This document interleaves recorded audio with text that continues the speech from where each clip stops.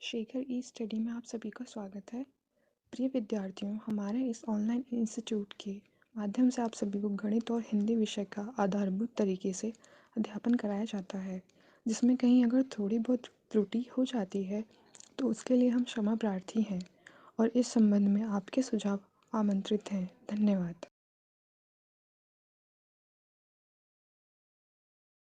Hello दोस्तों, मैं शेखर स्वागत करता हूं आपका अपने YouTube channel Shekhar study point पर। दोस्तों, आपकी समान हिंदी की कक्षाएं आरंभ हो चुकी थी, जिसमें हमने बहुत सारे टॉपिकों को देख लिया। ठीक है, लगभग 4-5 पार्ट इसके आए हुए हैं। अगर आपने नहीं देखा है तो प्लेलिस्ट बनी है, प्लेलिस्ट में जाइए, वहां पे आपको समान हिंदी की एक प्लेलिस्ट मिलेगी। उसमें आप जाएंगे तो 4-5 पार्ट इसके मिलेंगे। ठीक है, जिसमें हम भाषा क्या होती है, भाषा के प्रकार कितने हैं, उसके बाद हिंदी भाषा क्या है, हिंदी भाषा के हमने विकास के क्रम को वहां पे उल्लेखित किया है। लगभग 2-3 पार्ट उसके आए हुए हैं। ठीक है, उसी क्रम में हम आज आगे बढ़ेंगे। अगर आपने पिछला पार्ट नहीं देखा तो अवश्य देख लीजिएगा। 20 से देखेंगे तो समझने में दिक्कत होगी। ठीक है, क्योंकि क्रम टूट जाएगा, आप समझ नहीं पाएंगे कहाँ से शुरू हो रहा है कहाँ खत्म हो रहा है। ठीक, हिंदी का विकास हम पढ़ रहे थे, भाषा जान लिए थे, भाषाओं में हिंदी पढ़ना था, हिंदी के विकास को हम देख रहे हैं। देखिए, हिंदी के विकास की हम बात कर रहे थे। हिंदी के विकास में मैंने बताया था कि संस्कृत, पाली, प्राकृत, अपभ्रंश, अवहट, तब जाके हिंदी बनी। मतलब संस्कृत से क्या हुआ, इस विकास का क्रम आरंभ हुआ। इसलिए हम प्राचीन भारतीय आर्य भाषा काल में संस्कृत को गिनते हैं, फिर मध्यकालीन भारतीय आर्य भाषा काल में पाली, प्राकृत, अपभ्रंश को देखते हैं, और आधुनिक भारतीय आर्य भाषा काल में हिंदी देखते हैं। देखिए, अवहट जो होती है ये अपभ्रंश और हिंदी के बीच की कड़ी होती है। हालांकि अवहट को कुछ ही विद्वानों ने माना है, बाकी बहुत सारे विद्वानों का मत है कि अपभ्रंश के बाद सीधे हिंदी। ठीक है, अवहट बीच का ही रूप माना जाता है, तो इसलिए अवहट मैंने लिख दिया है, थोड़ा बता दूंगा आपको बीच में। तो अपभ्रंश से ही हिंदी उत्पन्न होती है। आदि जननी कौन है, संस्कृत है, क्योंकि संस्कृत से विकास का क्रम आरंभ होता है और अपभ्रंश के बाद हिंदी, आर्य भाषा हिंदी आ जाती है। ठीक है, ये आपको मैंने बताया था। कालखंड मैंने बताया था आपको। विभाजन का काल जो था, प्राचीन भारतीय आर्य भाषा काल संस्कृत के अंतर्गत, मध्यकालीन भारतीय आर्य भाषा काल तीनों है, पाली, प्राकृत, अपभ्रंश, और आधुनिक भारतीय आर्य भाषा काल हिंदी।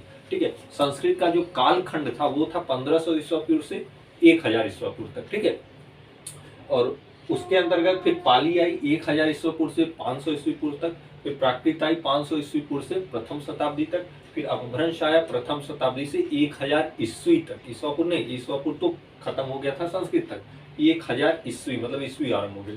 ठीक है, उसके बाद 1000 ईस्वी से हिंदी का विकास माना जाता है कि हिंदी का जो आर्य भाषा हिंदी था उसका विकास 1000 ईस्वी के बाद होने लगा। मतलब ठीक है, उसका विकास क्रम बढ़ने लगा।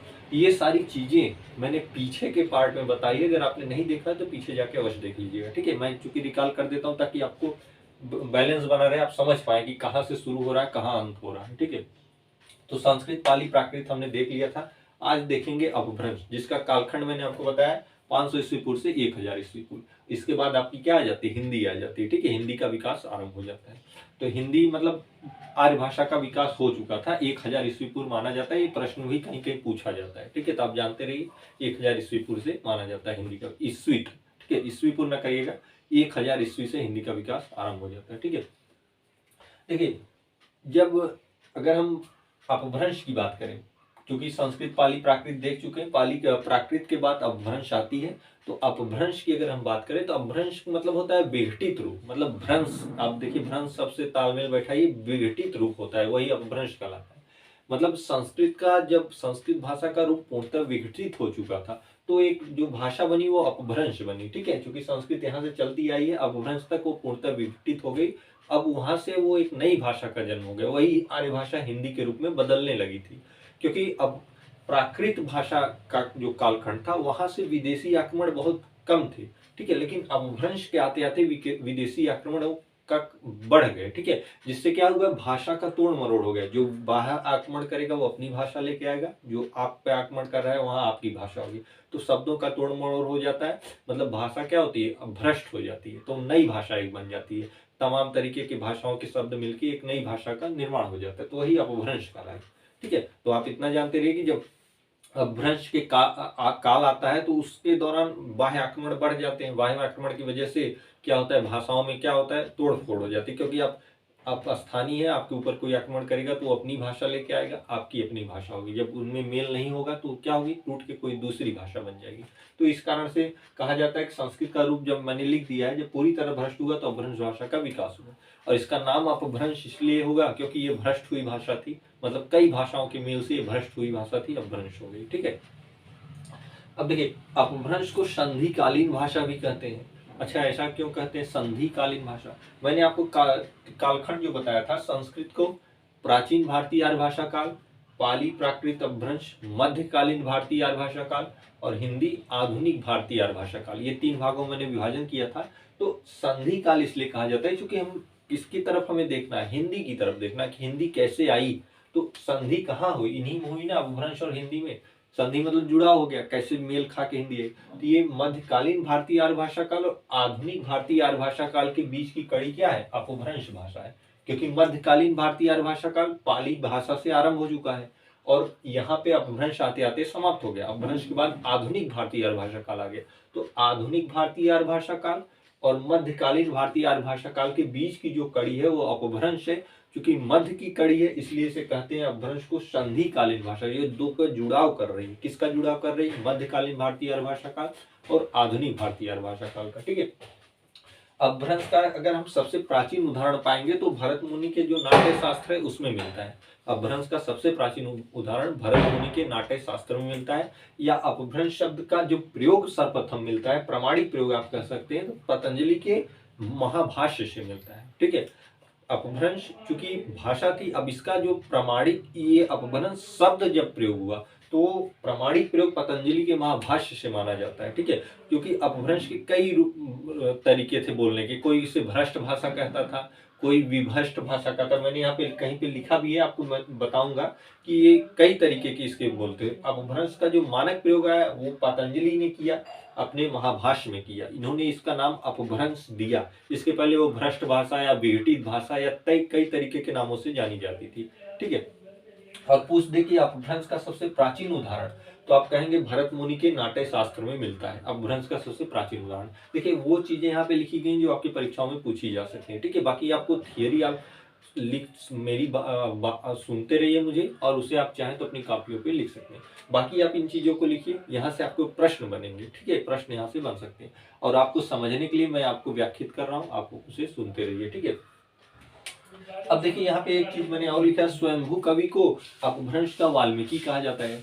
अच्छा, वाल्मीकि इन्हें उपाधि दी गई है क्योंकि वाल्मीकि थे जिन्होंने संस्कृत में क्या की, रामायण की रचना की थी, उसे बहुत प्राचीन माना जाता है, संस्कृत भाषा में रामायण लिखा था। तो स्वयंभू ऐसे कवि थे, इन्हें वाल्मीकि इसलिए कहा गया कि इन्होंने भी अपभ्रंश से संबंधित कोई प्राचीन रचना की है। ठीक है, पौंचर्यु आप ले लीजिए। ठीक है, ये सारी रचनाएं स्वयंभू की थी, तो इन्हें अपभ्रंश का वाल्मीकि कहा जाता है। जैसे रामायण की रचना संस्कृत में वाल्मीकि जी ने की थी, ठीक है, उसी तरीके से स्वयंभू को अपभ्रंश का वाल्मीकि कहा जाता है। ये पूछा जा सकता है आपकी परीक्षाओं में कि अपभ्रंश का वाल्मीकि किसे कहते हैं, स्वयंभू को कहते हैं। अच्छा, अपभ्रंश को इतना फोकस क्यों किया जा रहा है, क्योंकि अपभ्रंश से अब आपकी हिंदी आने वाली है। ठीक है, आर्य भाषा हिंदी आने वाली है।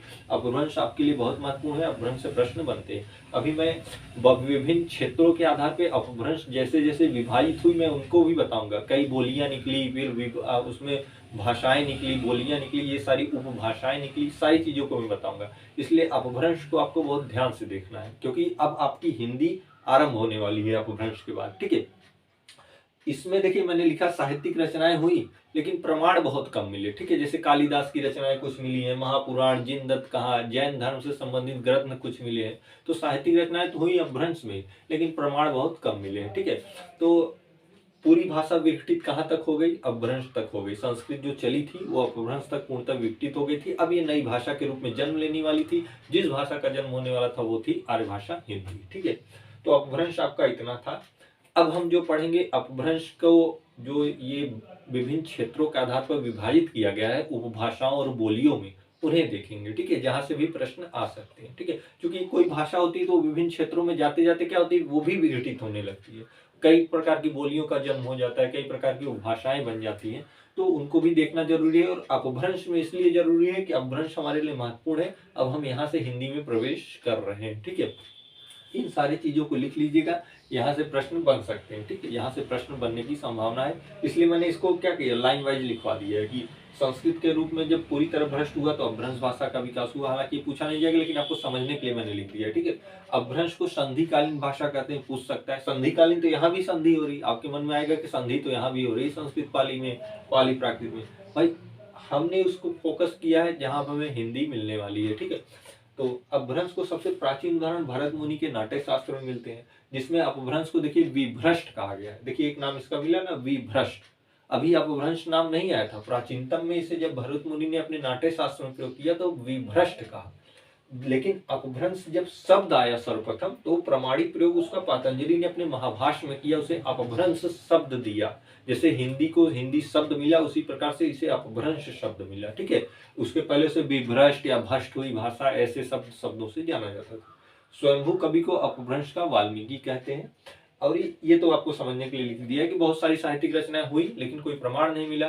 जिसमें अगर आप चाहें तो महापुराण जिनदत्त कहा या जैन धर्मों के बहुत सारे महाकाव्य, उस सब में आपको साहित्य दिख जाएंगे अपभ्रंश में, लेकिन बहुत प्रमाण नहीं मिले हैं, ठीक है। तो ये था अपभ्रंश। अब हम आइए देखते हैं अपभ्रंश का विभाजन, ठीक है, विभिन्न क्षेत्रों के आधार पर। उसमें उपभाषा और बोलियों को देखिएगा। अपभ्रंश को मैंने बताया कि विभिन्न क्षेत्रों में जैसे जैसे फैलती गई इसका विघटन होता गया, मतलब कई भागों में टूटती गई, ठीक है।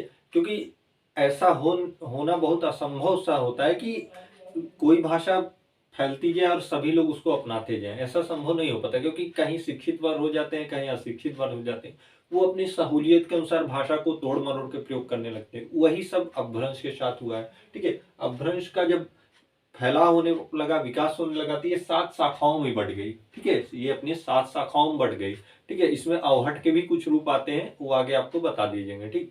अब इन 7 शाखाओं में आपको देखिए सौरसेनी अपभ्रंश मिलेगा, खस मिलेगा, पैसाची अपभ्रंश मिलेगा, ब्राह्मण, महाराष्ट्री, अर्धमागधी और मागधी अपभ्रंश मिलेगा। मतलब इन 7 भागों में अपभ्रंश विभाजित हो गई। अब इन्हीं 7 भागों में आपको 5 उपभाषा और 18 बोलियों को पढ़ना है, ठीक है। जब ये अपभ्रंश इन 7 शाखाओं में विभाजित हुई तो इन्हीं 7 शाखाओं में से 5 उपभाषाएं और 18 बोलियों का जन्म हुआ है, ठीक है। तो अपभ्रंश की इन 7 शाखाओं में आपको हिंदी की 5 उपभाषा और 18 बोलियों का जन्म हुआ है, उन्हें आपको पढ़ना है, ठीक है। तब आप हिंदी को टच कर पाएंगे। देखिए अपभ्रंश की इन 7 शाखाओं में कोई एक ऐसी शाखा होगी जिसका रूप अधिक विकसित हो गया होगा, मतलब वो अन्य शाखाओं के तुलना में अधिक विकसित हो गई होगी और वो एक मानक भाषा का रूप ले ली होगी, वही आपकी हिंदी हो जाएगी, ठीक है। अगर आप आगे आपको बताएंगे, जब हम एक एक करके सारी चीजों को बताने लगेंगे तो आपको समझ में आ जाएगा कि हिंदी यहाँ से कैसे निकली है। क्योंकि मैंने बताया ना कि 7 शाखाओं में बढ़ चुकी थी अपभ्रंश। अब इन्हीं कोई एक शाखा से एक शाखा का रूप अधिक विकसित हो जाएगा, वो अधिक फैलती जाएगी और वो एक समय ऐसा आएगा को एक मानक रूप धारण कर लेगी और किसी राष्ट्र की राजभाषा बन जाएगी। वो आपके भारत की राजभाषा हिंदी होगी, ठीक है। ये आपको आगे मैं बताऊंगा। जैसे अगर सौरसेनी अपभ्रंश की अगर हम बात करें तो ये पश्चिमी हिंदी, गुजराती और राजस्थानी में टूटती है, ठीक है। पश्चिमी हिंदी, गुजराती और राजस्थानी में, मतलब इतना क्षेत्रों में इसका फैलाव होता है। अब पश्चिमी हिंदी में भी कई प्रकार की बोलियां आती हैं, ठीक है। इन सारी चीजों को आप पढ़ेंगे लेकिन अगले पार्ट में। आज के पार्ट में बस इतने पे ही रोकता हूँ, क्योंकि अब अगले पार्ट से मैं एक एक करके इसको बताऊंगा कि सौरसेनी अपभ्रंश कैसे, फिर खस, पैसाची, ब्राह्मण, महाराष्ट्री, अर्धमागधी, मागधी, ठीक है। इसमें आपको 5 उपभाषा और 18 बोलियां पढ़नी है। आज के पार्ट में फिलहाल इतना है।